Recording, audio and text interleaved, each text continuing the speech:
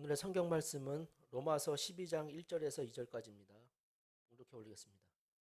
그러므로 형제들아 내가 하나님의 모든 자비하심으로 너희를 권하노니 너희 몸을 하나님이 기뻐하시는 거룩한 산 제물로 드리라. 이는 너희가 드릴 영적 예배니라. 너희는 이 세대를 본받지 말고 오직 마음을 새롭게 함으로 변화를 받아 하나님의 선하시고 기뻐하시고 온전하신 뜻이 무엇인지 분별하도록 하라. 아멘. 아멘.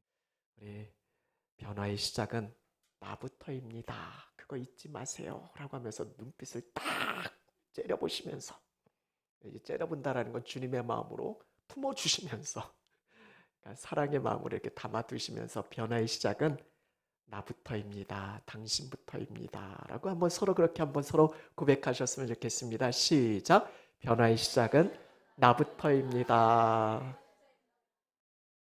아멘. 변화의 시작은 당신부터입니다 하니까 너나 잘해 그러시는 것 같은데 맞습니다. 나부터입니다. 오늘은 종교개혁주일입니다. 지금으로부터 한 500년, 만으로 502년 됐습니다.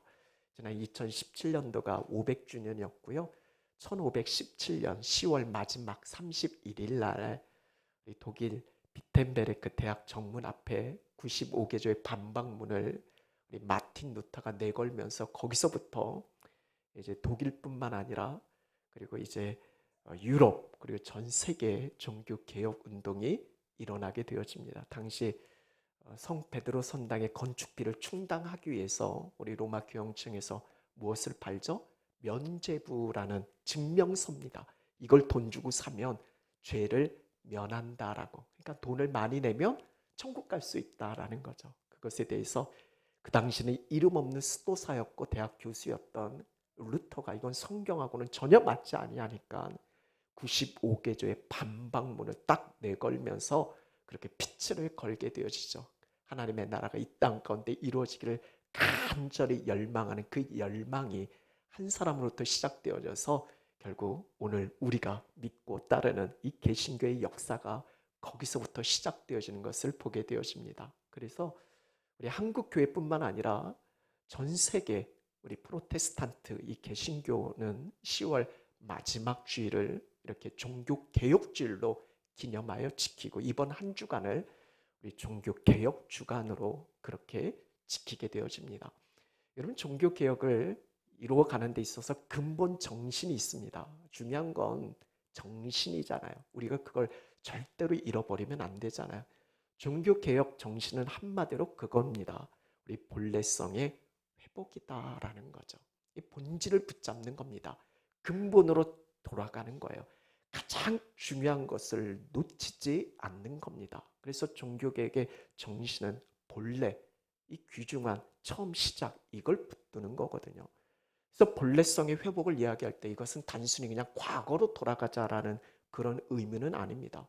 과거의 어떤 기억을 떠올리는 이런 차원의 문제가 아니라 중요한 것은 처음 시작할 때의 마음가짐입니다.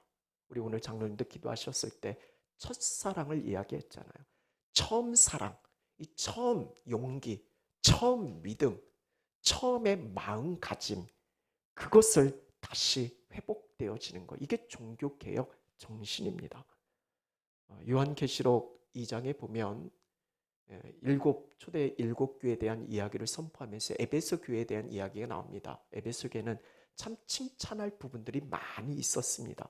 그렇지만 에베소 교회를 이야기하면서 너희를 책망할 것이 있다라고 그렇게 선포하면서 에베소 교회가 가장 중요한 처음 사랑을 잃어버리게 되어집니다. 그 처음 사랑을 잃어버린 그것이 어디서부터 시작됐는지 그걸 생각해보고 다시금 회개하고 그 처음 행위를 회복할 것을, 처음 행위를 붙들 것을 그렇게 선포하고 있습니다. 만약 그렇게 하지 아니하면 어떻게 하겠다고요?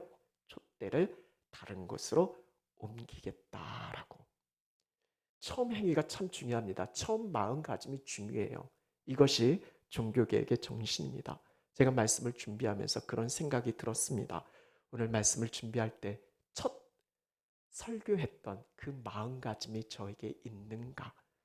한번 떠올려 봤어요. 지금부터 수십 년 전에 제가 첫 설교의 대상은 어린 영아부, 막 돌도 안 지난 아기들, 거기 교회는 아기들이 많이 있거든요. 그러니까 부서별로 이렇게 파트가 있고 부서별로 다 이렇게 나눠져 있고, 제가 처음 맡았던 사역 우리 아이들은 그냥 아이들이 아니라 뱃속에 있는 아기들.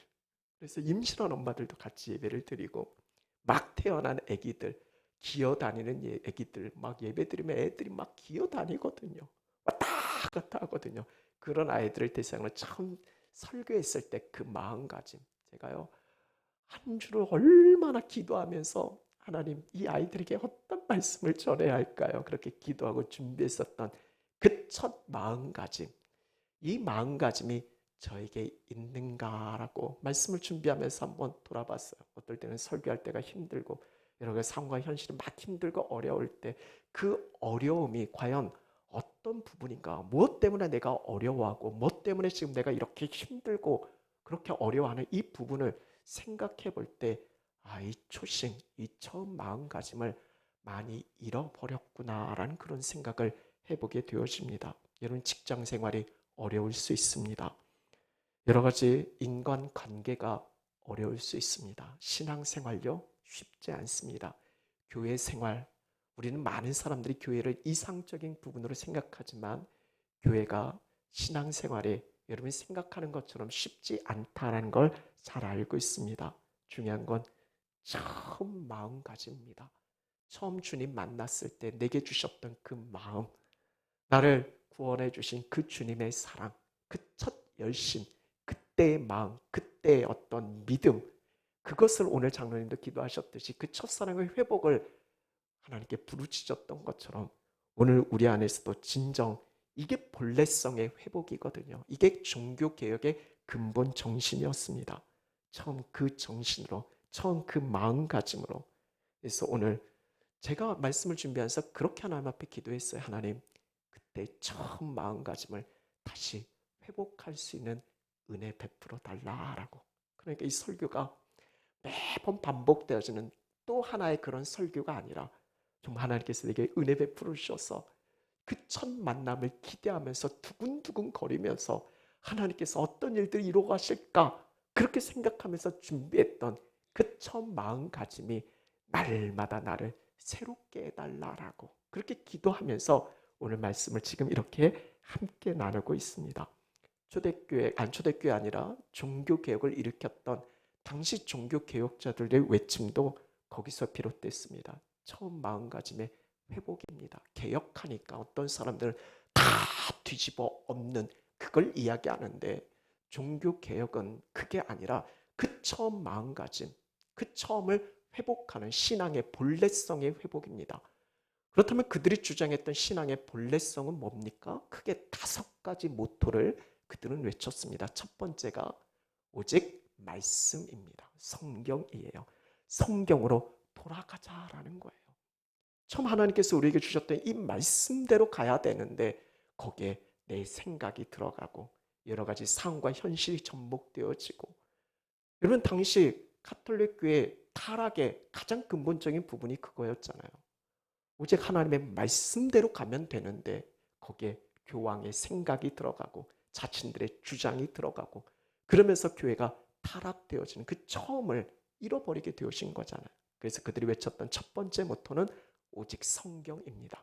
성경에서 말씀하잖아요. 구원은 무엇으로 얻어요? 우리가 구원을 어떻게 받게 됩니까? 의인은 어떻게 살아요?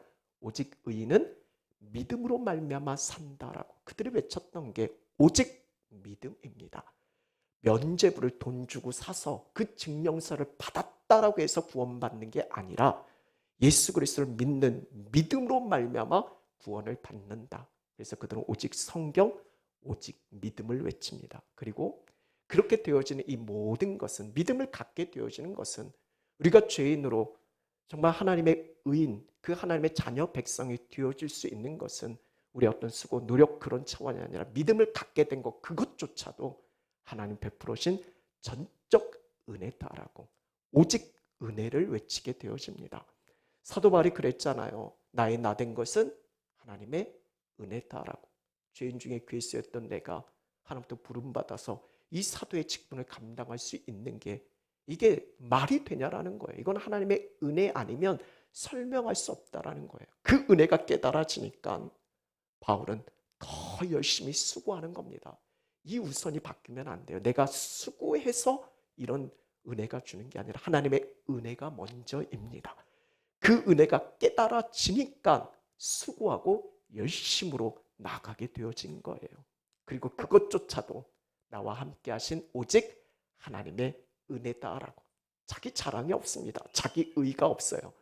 내가 얼마나 다른 사도보다 쓰고 있는지 아냐, 이게 아닙니다. 이것조차도 하나님의 은혜였음을 선포하게 되어집니다. 지금 세 가지 말씀드렸어요. 하나는 뭐였죠? 오직 성경, 오직 믿음, 오직 은혜. 그리고 또 두 가지를 덧붙이면 오직 예수 그리스도, 오직 하나님의 영광. 이게 종교 개혁자들의 다섯 가지 모토였습니다. 그런데 우리가 간과해서는 안 될 가장 중요한 사실이, 오늘 이 부분을 여러분께 설명하고 이야기하는 그런 부분보다는 뭐 우리가 종교개혁주를 한두 번 맞이한 건 아니니까 이즈음 되면 아마 종교개혁에 대한 많은 말씀을 여러분께서 들으셨을 거예요. 근데 오늘 제가 말씀드리고자 가장 중요한 핵심은, 이 종교개혁을 외쳤던 당시 루터부터 생각해 보면 누구부터 시작되어졌냐라는 거예요. 거창하게 나라의 개혁을 이야기하고 종교의 개혁을 얘기하고 교회의 계획을 얘기하기에 앞서서 가장 중요한 것은 자기 자신으로부터 그 개혁이 시작되어졌다라는 거예요. 여러분 성경도 찾아보세요. 개혁이 일으켜졌던 여호수아의 개혁이 있고 요시야의 개혁이 있고 느헤미야의 개혁이 있고 많은 신앙의 개혁이 있는데, 그 개혁의 시작은 한 사람부터 시작되어집니다. 그 지도자 리더가 철저히 회개하고 붙들었을 때 나부터 그 계획이 시작되는 거지, 자신을 돌아보지 않고 바뀌어야 돼, 변화돼야 돼, 이렇게 하면 안 돼, 그게 아니라 자기 자신부터 시작되어지는 거죠. 우리 한국교회 부흥도 그렇게 시작되어졌습니다. 1907년 평양 대부흥운동이 어떻게 시작되어졌는지 여러분 많이 들어보셨죠?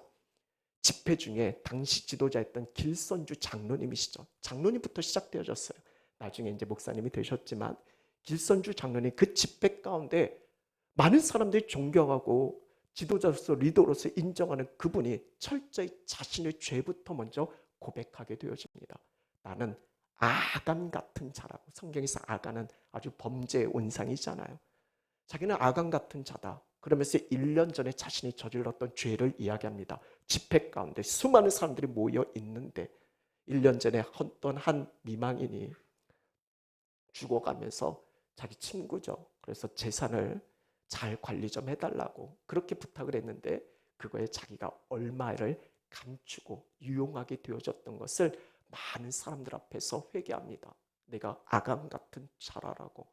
내가 하나님의 부흥을 가로막고 있다고. 내가 하나님의 역사를, 성령의 역사를 가로막고 있다고. 여러분 성령의 역사는 회개하지 않으면 일어나지 않습니다. 하나님께서 성령의 역사는 회개한 후에 이루어지는 게 성령님의 역사예요. 그래서 그 아간 같은 자다라고 거기서 길선주 장로님이 먼저 자신이 그렇게 하나님 앞에 내어놓고 철저히 회개했을 때 그 자리에서 놀라운 부흥, 그래서 평양 대부흥이 거기서부터 시작되어진 거예요.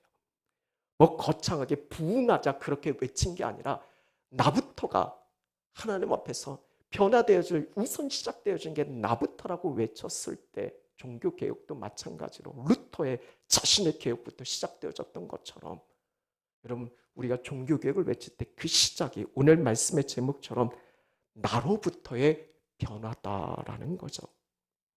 여러분 500주년을 기념해서 지금부터 2년 전입니다. 2017년이 딱 정확하게 종교개혁이 일어난 지 500주년이 되는 해였어요.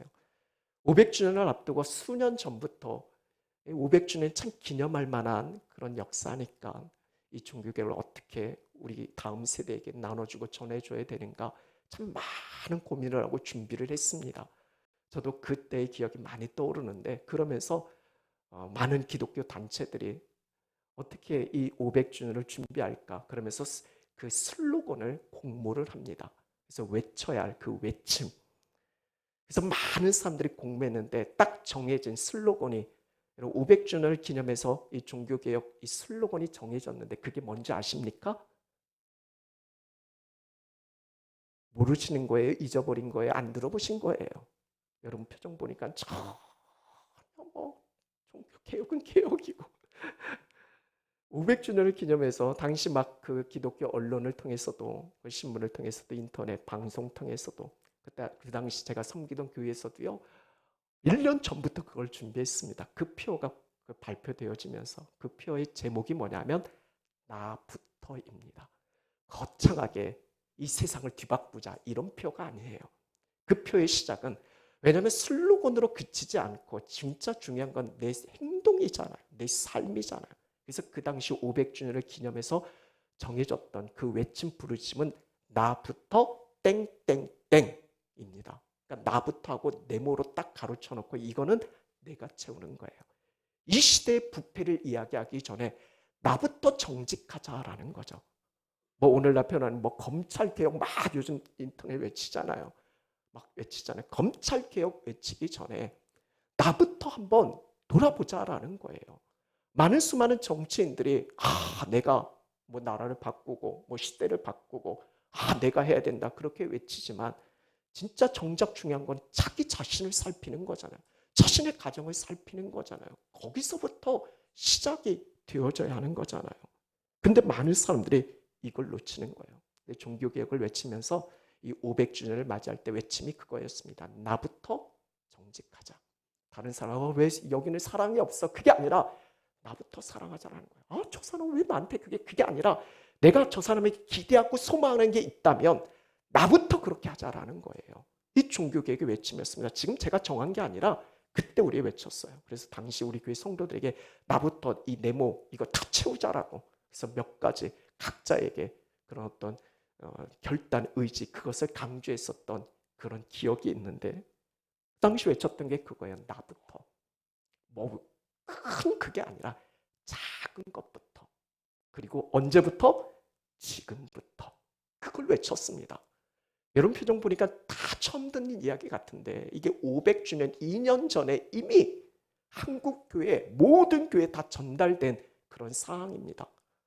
우리 은광교회는 특별한 교회에서 전달이 안 된 것 같은데 우리 한번 같이 한번 외쳐볼까요? 나부터 작은 것부터 지금부터. 그렇잖아요 여러분. 우리 뭐 예를 들자면 우리 집이 더러워요. 그러면 집안을 막 아내에게 왜 집안 청소하지 않냐 이렇게 외치기 전에 어떻게 하면 돼요? 내가 먼저 청소기 들고 청소하는 겁니다. 이게 개혁이에요. 그래서 저는 날마다 우리 집에 개혁을 일으키고 있습니다. 말 안 해요. 제가 합니다. 어떨 때는 막 언제까지 내가 해야 하나. 여러분 언제까지 합니까? 여러분 예수님을 생각해 보세요. 진정한 개혁자는 우리 예수님이시잖아요. 제자들을 3년 동안 훈련을 시켰잖아요. 제자들이 바뀝니까? 안 바뀌죠. 예수님께서 진정 본을 보여주셨잖아요. 그리고 나를 따라오라 말씀하시잖아요. 진정한 본이 되셨잖아요. 근데 제자들이 바뀌긴커녕 예수님을 배신하고 부인하고 다 도망쳐버리잖아요. 거기서 많은 사람들은 절망할 수 있습니다. 무너질 수 있어요. 나부터 하라고 해서 내가 정말 열심히 하는데 저 사람은 안 바뀌는 거예요. 그럼 여러분 어떻게 하겠습니까? 거기서 포기하면 안 돼요. 우리 지난주의 말씀처럼 가장 중요한 하나님의 역사는 첫 시작은 포기하지 않는 겁니다. 우리 주님은 절대로 제자 포기하지 않았습니다. 사랑하시는데 어디까지 사랑하셨어요? 끝까지 사랑하셨습니다. 우리는 주께서 맺어주신 그 끝을 보아야 돼요. 내가 딱 제안해놓고 내가 딱 어느 정도 이 끝을 정해놓고 이제는 안 돼. 이렇게 하시면 안 되고 나부터 시작하시는데 상대방의 변화는 하나님께서 분명 이루어 주셔요. 우리는 끝까지 하면 돼요. 그래서 저는 지금까지 끝까지 한번 보는 겁니다. 제가 청소하는 거예요. 집에 들어갈 때 막 신발이 너저분하게 돼 있잖아요. 그러면 좀 돌려놓고 좀 깨끗하게 나올 때 생각하면 좀 돌려놓고 이렇게 하면 좋잖아요. 말 안 합니다. 제가 돌려놔요. 제가 여기는 뭐 그런 게 없으니까 전에 제가 섬기던 교회에서는요. 계속해서 뭐 어디 예배시 들어가면 막 난장판에 다음에 제가 계속 돌려놓습니다. 근데요. 보기만 하지 정작 본인들은 안 해요. 어떨 때는 야, 이거 내가 언제까지 해야 되나? 우리 애들한테도 야, 내가 이거 언제까지 해야 되나? 끝까지 가는 거예요. 포기하지 않는 겁니다. 때가 되면 하나님께서 이루어지는 그런 부분들이 있으니까. 오늘 말씀드리고자 하는 핵심은 이 종교계의 근본 정신은 신앙의 본래성인데 그들이 외쳤던 가장 그 시작은 나부터 그렇게 이루어가자라는 거예요. 그게 종교개혁의 정신입니다. 여러분 자녀들을 너 누구 닮아서 그러냐? 그러잖아요. 누구 닮긴요? 자식은 부모의 거울이다라는 말이 있어요. 비춰지는 거잖아요. 자식 보면 내 모습하고 똑같잖아요. 그럼 여러분 우리 자녀들에게 기대하고 싶은 게 있잖아요. 그러면 어떻게 하시면 돼요? 내가 그렇게 살면 돼요. 자녀들에게 너 이렇게 살아라 이야기하기 전에 내가 그렇게 먼저 살아가는 걸 보여주는 거예요. 여러분 신앙도 마찬가지잖아요. 저는 목회하는 부분 속에서 성도들이 이렇게 됐으면 좋겠다. 저도 기대하는 게 있잖아요. 근데 중요한 건 말의 외침보다 중요한 건 그렇게 나부터 그렇게 되어지는 거예요. 정작 자신은 전혀 그렇지 않으면서 날마다 개혁 외친다고 그 개혁이 이루어지겠습니까? 그래서 여러분 웨스트민스턴 대성당 당시에 이제 성공의 주교가 그 묘비가 있어요. 지하에 가면 그 성공의 주교의 묘비가 있는데 그 묘비 아주 유명한 그런 문구가 적혀져 있습니다. 아마 들으신 분들도 있을 텐데 그 타이틀이 그거예요. 내가 먼저 변했더라면. 그러니까 if I had changed. 제가 한번 볼게요. If I had only changed myself first. 그러니까 내가 먼저 변했다면. 당시 주교가 그렇게 이제 외쳐댄 거예요. 이 세상이 바뀌어야 된다. 세상이 바뀌어야 된다. 근데 세상이 바뀌나요? 그 다음에 이제 시야를 좀 좁힙니다. 이 나라 민족을 바꿔야 되겠다. 바뀔 리 없죠. 그래서 마지막 시도로 내 가정, 내 자녀들을 바꿔야 되겠다. 근데 깨달아진 건 아무것도 달라진 거 없다. 그래서 마지막 죽는 그 순간에 그가 이렇게 후회를 하는 거야. 만약에 내가 먼저 변했더라면 그게 이그젬플 본이 되어져서 우리 가정이 바뀌었을 거고 그것으로 또 공동체가 변화되어졌을 거고 그것으로 나라 민족 어찌 알겠는가 이 세상이 바뀌었을 것을 그 변화의 시작이 나부터라는 걸 그걸 놓친 거예요. 자꾸 외부적인 상황과 환경이 바뀌어야 된다 이야기하는데 진정한 변화의 시작은 나부터라는 거예요. 오늘 이 개혁주의를 맞이해서 다시 한번 여러분 생각해 보셨으면 좋겠어요. 다른 사람의 변화가 우선이 아니에요. 내 자신이 변화되면 우리 가정이 달라져요. 내 자신이 바뀌어지면 우리 공동체가 달라져요.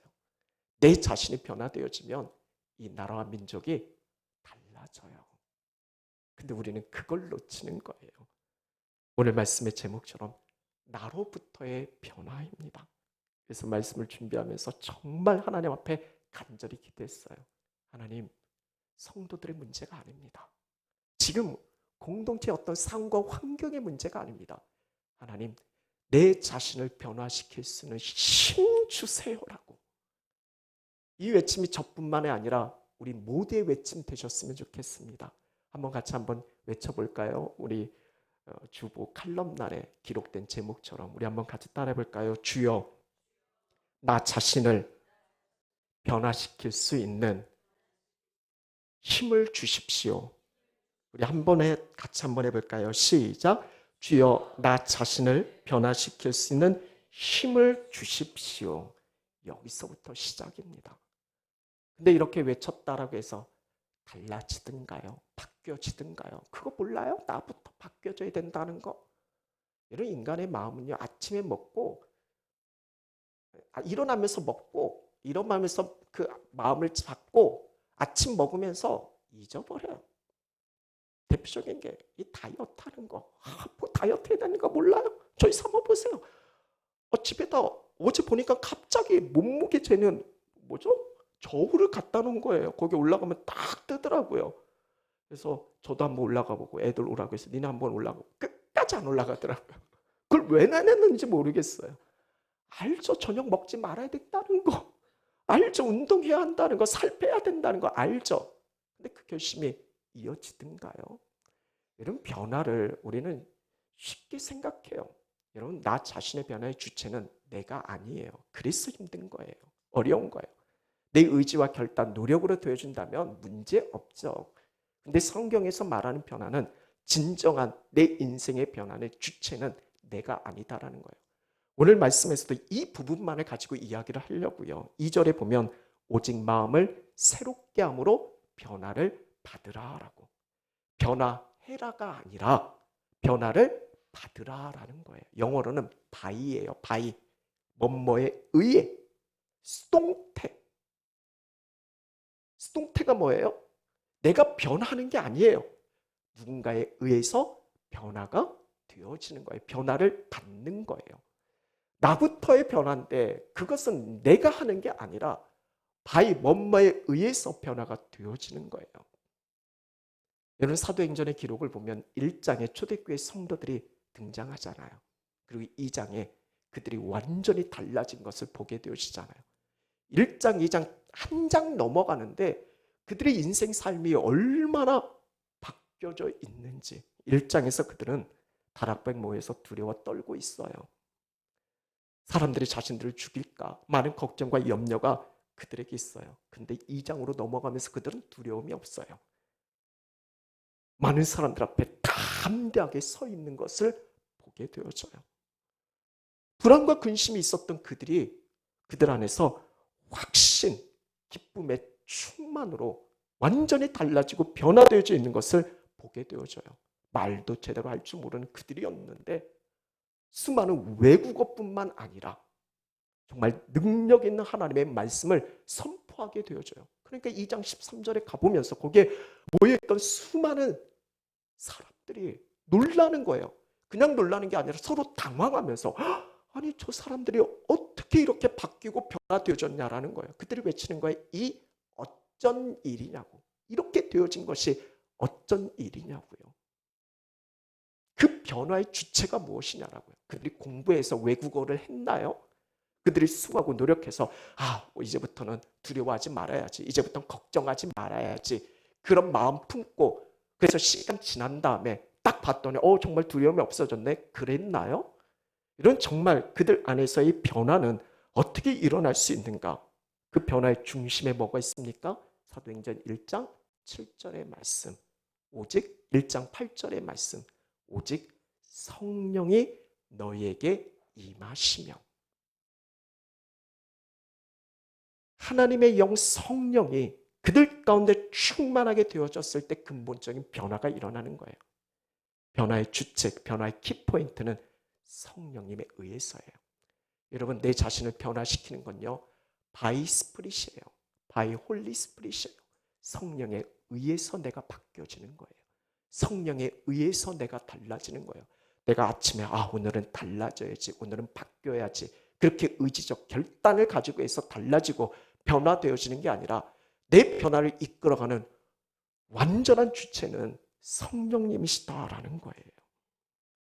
우리가 아무리 노력해도 할 수 없지만 하나님의 성령이 내 안에서 일하시고 역사하시면 달라져요. 어떤 분들은 말씀하셔요. 사람 안 바뀐대.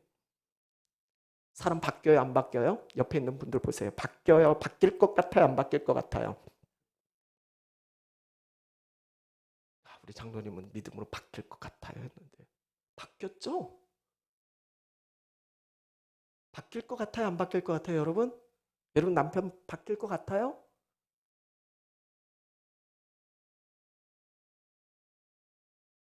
바뀔 줄로 믿어요. 지금 말씀을 드리고 있는 거죠. 달라진다고, 변화된다고. 내가 주체가 됐을 때는 안 돼요. 못해요. 그러나 성령께서 주도적으로 역사하면 그 어떤 사람도 바뀌고 변화되어질 줄로 믿어요. 성경에서 그런 예들을 수없이 찾아봐요. 기독교 역사에서 아니 어떻게 저런 사람이 하는 그런 사람이 바뀌어지고 달라져서 하나님의 나라의 역사에 쓰여진 인물들이 얼마나 많은지 몰라요. 여러분 베드로를 보세요. 예수님의 수제자잖아요. 정말 예수님을 3년이라는 시간을 쫓아다녔잖아요. 그가 의지적으로 결단 내리잖아요. 예수님이 십자가의 죽음을 이야기했을 때, 고난 이야기했을 때 너희들 다 나를 버리고 부인할 거야 그렇게 얘기했을 때 베드로는 뭐라고 이야기해요? 거기서 장담하잖아요. 오늘날 편하면 내 손에 장 지시겠다고. 내가 예수님 부인하면 내 손에 장 지시겠다라고. 아마 그런 표현이에요. 다른 사람들은 다 버려도 나는 끝까지 예수님 따라가겠다고. 그 의지적 결단이 며칠이 나갔어요. 그날 밤에 부인해요. 예수님 말씀하잖아. 너 지금 아무리 그렇게 의지적 결단 내리고 네가 아무리 다짐하고 장담해도 지금은 나 못 따라와. 그러나 후에는 따라올 수 있어. 그 후가 언제예요? 성령 충만 누릴 때. 하나님의 영이 자신을 다스리고 통치하고 이끌어갈 때. 그 전에는 아무리 내가 주님 뭐 따르겠다라고 그렇게 다짐해도요. 결국 예수님이 잡히시던 그 현장에서 그 계집종에게도 나 예수님 몰라 부인했던 겁에 질렸던 그런 베드로잖아요. 그런데 성령 충만의 은혜를 힘입으니까 그 예전의 모습이 아니라 이제는 담대하게 자신을 죽이려고 하는 수많은 무리가 있는 그곳에서도 담대하게 예수는 그리스도다라고 주로 선포하고 결국은 끝까지 주님 부인하지 않고 십자가의 길. 예수님은 베드로는 십자가에 거꾸로 달려 죽었다라고 숨겼다라고 전승이 그렇게 전해지고 있거든요. 그렇게 달라지는 거예요. 이것은 성령의 역사다라는 거죠. 분명해요. 성령은 변화의 주체되는 줄로 믿습니다. 변화를 일으키는 힘은 성령이 가지고 계시는 줄로 믿습니다. 그래서 날마다 우리가 구해야 될 것이 성령 충만이에요. 나부터가 하나님 내게 성령의 충만한 은혜를 부어주옵소서. 그래서 변화된 삶을 이루어갈 수 있게 달라라고. 어떤 사람들은 그래요. 시간이 지나면 다 해결된대요. 그건 세상 사람들 이야기예요. 시간이 약이다라는 말을 해요. 어느 정도는 맞아요. 여러분 시간이 흐르면 변할 것 같죠? 남자들 보니까요. 70 넘어도 철이 없더라고요. 남자들이요. 여자들 말고. 70이 넘어도 80이 돼도 여전히 철들지 않은 남자들이 많이 있더라고요. 시간 지나면 바뀐다고요? 달라진다고요? 그럼 다 바뀌어야죠. 그렇지 않아요. 특히 신앙생활은요. 시간의 문제가 아니에요.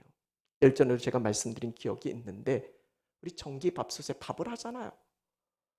여러 번 그랬어요. 저 사람이요. 밥 먹을 때 됐는데 밥을 안 쳤는데 밥 먹으려니까 밥이 안 됐대요. 취사를 눌러야 되는데 정신을 어디다 두는지 폰으로 놓고 이게 밥이 돼요? 1시간, 하루가 지난다고 밥이 되나요? 취사를 둬야죠. 거기에 열량을 가해야죠. 시간이 지난다고 밥이 되는 게 아니라 열량이 가해질 때 그게 달라지는 거잖아요. 우리 신앙생활도 마찬가지예요. 사도행전 1장에서 제자들은 시간, 때를 물어요.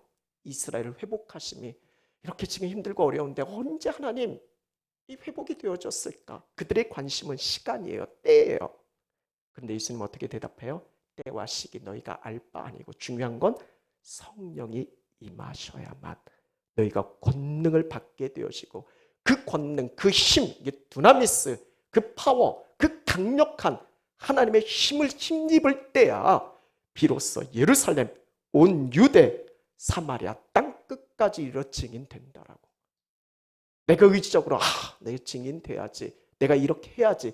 그런 차원이 아니라 그리고 한 10년 믿으면 되겠지. 그게 아니라 성령 충만할 때 성령이 나를 붙드시고 이끌어갈 때 그때서야 비로소 변화된 삶, 변화의 주역으로 그렇게 설 수 있음을 말씀하고 있는 거죠.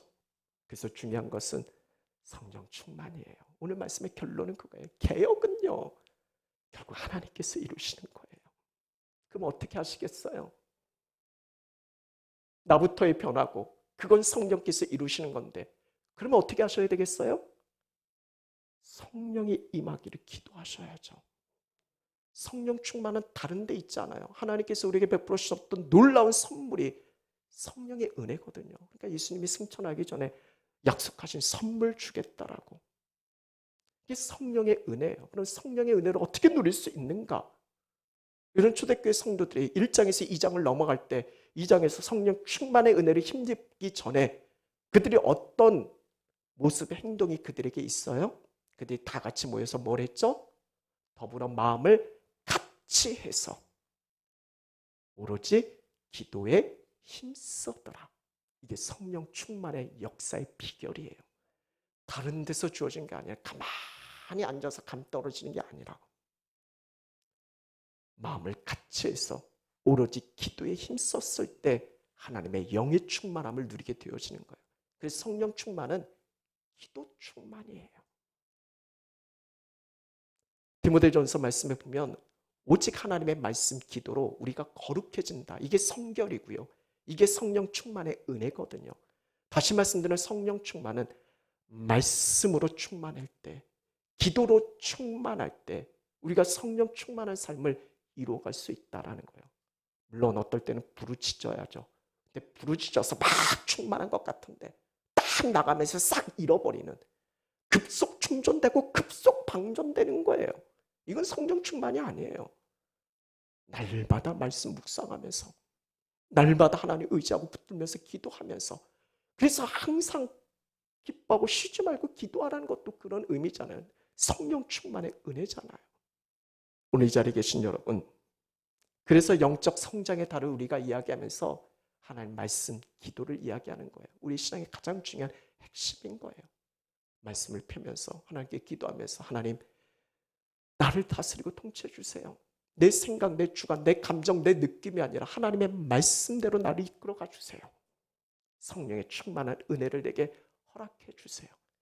그때 비로소 내가 뭔가를 바꾸고 변화시키는 이런 차원이 아니라 성령께서 이끌어 주시는 대로 갈 때 그 안에서 진정한 변화된 역사를 이루어갈 수 있게 되어지는 거죠. 이제 말씀을 마무리하겠습니다. 오늘 이 시대에 많은 사람들이 이대로는 안 돼. 위기를 느끼고, 위기의식이죠. 많은 사람들이 변화를 이야기합니다. 개혁을 이야기해요. 지금도 주말 저녁에 나가보세요.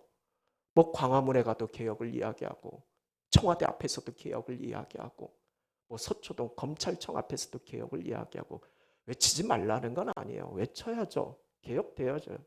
검찰만 개혁되어야 되나요?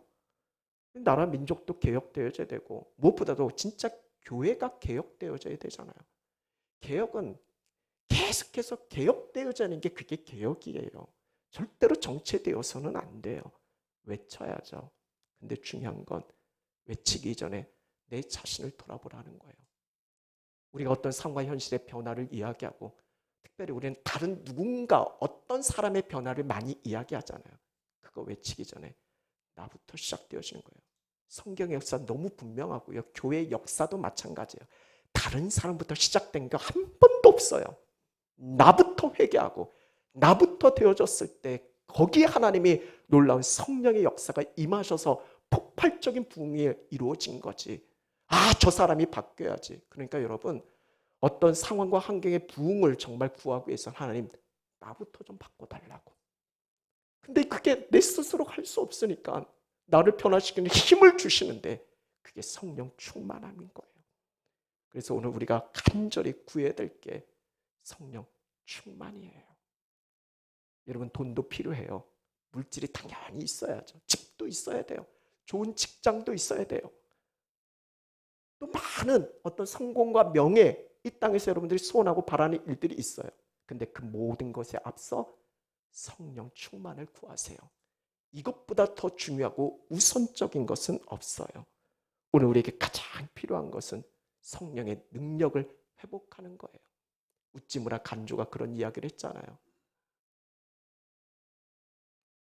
정말 이 세상에서 가장 불쌍한 사람이 성령 충만치 않은 그리스도인이다라고. 왜냐하면 성령 충만하지 못하니까 세상에 늘 짓눌려지는 거예요. 세상을 바뀌고 변화시킬 수 있는 그런 힘이 찾아볼 수 없게 되어지는 거예요. 그래서 중요한 건 성령을 받아야 한다라고. 그렇지 않으면 불신자보다도 못한 자가 된다라고. 오늘 우리가 이 부분을 놓고 함께 기도하셨으면 좋겠어요. 이 시간 우리 함께 찬양할 텐데 성령의 능력의 회복을 구하셨으면 좋겠어요. 지금 여러분에게 필요한 건 다른 게 아니에요. 성령의 도우심이에요. 성령의 능력이에요. 그것이 그 어느 때보다 지금 여러분에게 필요해요. 무기력한 신앙생활 극복하는 거 다른 데 이유가 있지 않아요. 왜 지금 내가 무기력한가? 저 사람 때문이 아니에요. 우리 삶과 현실 때문이 아니에요. 내 안에 성령의 능력을 잃어버리는 거예요. 그렇기 때문에 여러분, 정말 무기력한 신앙생활 극복하고 능력 있는 그리스도인으로 정말 이 세상에 변화된 그 변화의 주역으로 우리가 굳건히 서기 위해서는 세상이 감당할 수 없는 사람 되어지는 건요, 성령의 역사예요. 그래서 무엇보다도 이 시간 성령 충만을 구하세요. 그래야 이 땅의 죄의 유혹을 이겨낼 수 있어요. 그래야 마귀의 괴계를 패할 수 있어요. 아무리 절망적인 상황에도 희망을 노래할 수 있는 거예요. 슬픈 탄식이 새 노래로 바뀌어질 수 있는 거예요. 멸망길로 달려가는 그 수많은 영혼을 진리의 길, 생명의 길로 인도할 수 있는 건요, 성령의 역사예요. 아무리 전도 이야기한다고 여러분 전도 되나요? 전도해야 한다는 거 누가 몰라요? 안 되잖아요. 아무리 강단에서 전도해야 합니다. 전도하세요. 작정시키고 그렇게 해서 전도가 되어지든가요. 중요한 것은 내 안에 성령이 임하셔야 돼요. 성령 충만을 구하셔야 돼요. 거기서부터가 진정한 변화, 부흥이 이루어지는 거예요. 오늘 한 시간 인정하세요. 하나님, 성령의 능력이 내게 필요합니다. 성령의 도우심이 내게 필요합니다. 성령의 강력한 기름 부으심이 내게 임하게 하여 주옵소서. 오늘 이 시간 성령의 임재를 구하면 분명한 것은 하나님께서는 하나님을 사랑하는 모든 사람에게 성령 충만의 은혜를 부어주신다라는 거예요. 이 찬양의 고백을 우리 같이 고백하면서 우리 함께 기도할게요.